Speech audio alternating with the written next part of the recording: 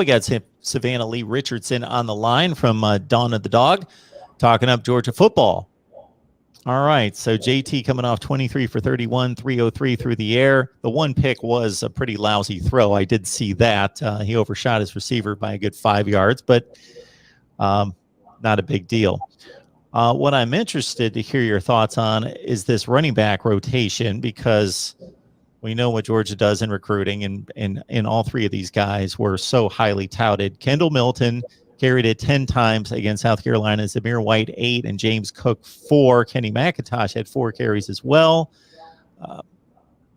They got 4 elite backs from a recruiting standpoint. I don't want to call them elite college football players from that standpoint, but how do you think this rotation is going to look against the better teams in the SEC?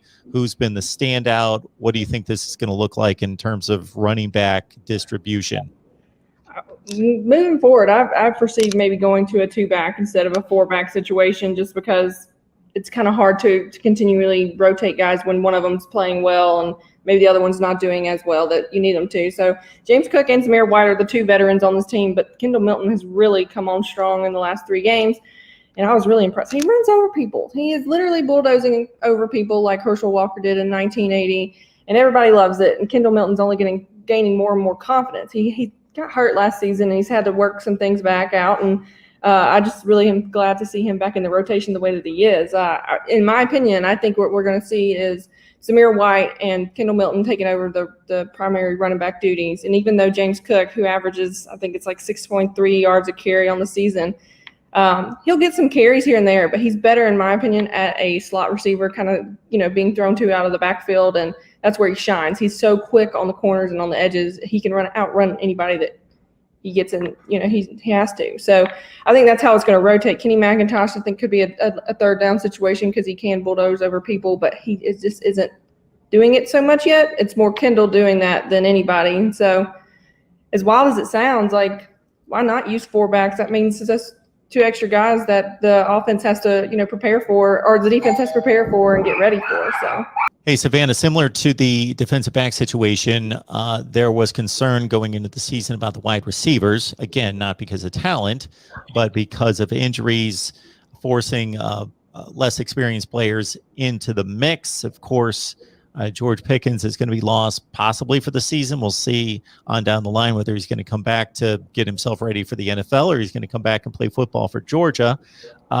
Unless you know something about George Pickens or if he said anything about what his intentions are. Not yet. Okay. I don't know. It's just kind of one of those things where if he doesn't come back at all, I think it would be smart to come back and play one more year just to have more film on tape for the NFL people to look at. I don't think his draft stock is going to be nearly as good if he doesn't. Then we had other injury situations involving Kyrus Jackson. He's not been able to get on the field completely. So Jermaine Burton leads the team with 8 catches from a wide receiver standpoint. Who's playing, who's not playing? Where do you think they need to get at wide receiver? Because obviously JT Daniels really got into a good feel for George Pickens, and they lit it up at the end of last year, and then he loses him, and he's got to adjust with some new guys.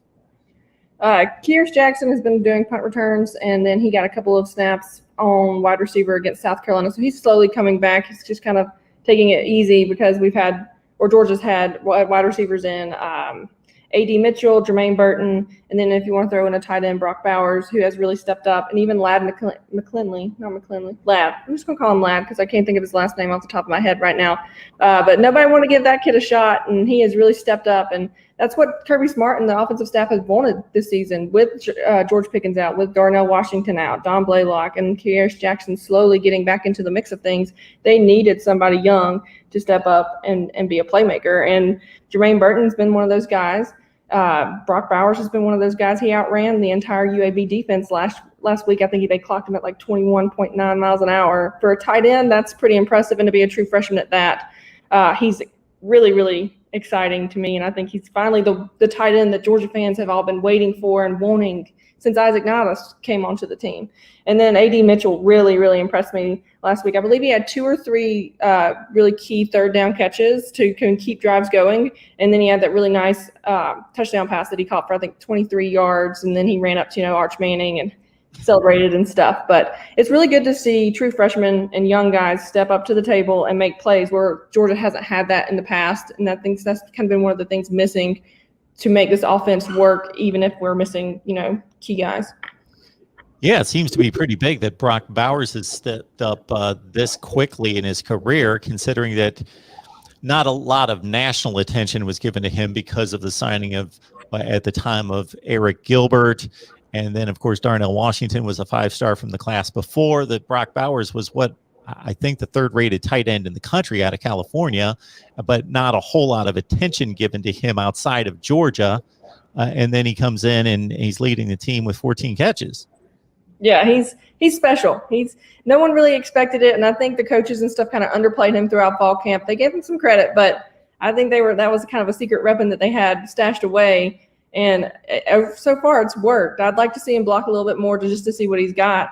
But being able to be a downfield threat and being able to be that fast, that young, and know where, his vision is also something I really, really find impressive because he's 18 years old. You don't really find a tight end able to do that, especially on like an SEC stage or even against a top 5 school like Clemson was. And so that kid, I've got him circled and he's staying circled until something else happens. I even think he could be taking some playing time away from Darnell Washington when he gets back. And who knows, though. Got Savannah Lee Richardson on the line from Dawn of the Dog. Catch her work right there. Also, catch us on Patreon. You get my picks there each and every week. 42 and 28 against the spread's pretty good. And 57 and 15 against the money line. So catch us on Patreon. The link's in the description section down below. All right. So did anyone there in Athens notice what Florida was doing against Alabama? Oh, well, with me being at home, I was able to watch most of the Alabama-Florida game and then eventually flip over to the Georgia game right at the end there. And neither team really impressed me all that much. Florida did a really good job at coming back and being able to, pass the ball on Alabama's run the ball on Alabama's defense. And it was really shocking to see Alabama struggle to tackle an open field. That's something that Nick Saban and his staff always hone in on. And so that was an interesting game to watch. I want to watch it again. It's coming on tonight. And so I'm excited to see what I've missed and what I haven't. But Georgia can beat them, in my opinion, right now, just watching that. And I know they're going to improve throughout the season because every team improves throughout the season unless you have terrible injuries and stuff like that. But,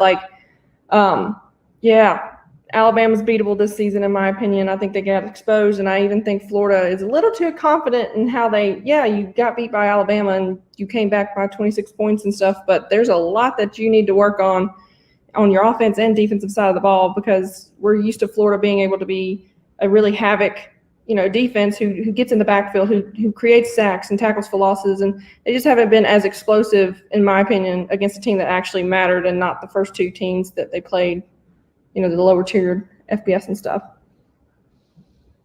Now, not that these teams are great, but this is a pretty rough stretch coming up here. After Vandy, Arkansas, Auburn, Kentucky, Florida. Yeah. None of those teams, I don't think anyone would say any of those teams are as good as Florida or as good as Georgia, but they're all extremely capable teams that have improved and seem to be, top 15 to 25 teams in the nation. I'm really excited about the Arkansas game. I think Sam Pittman has done a great job in Fayetteville, and watching them beat Texas was just really exciting and almost kind of overwhelming because it's just like you don't expect Arkansas to be beating a team like Texas who's, supposedly back every year.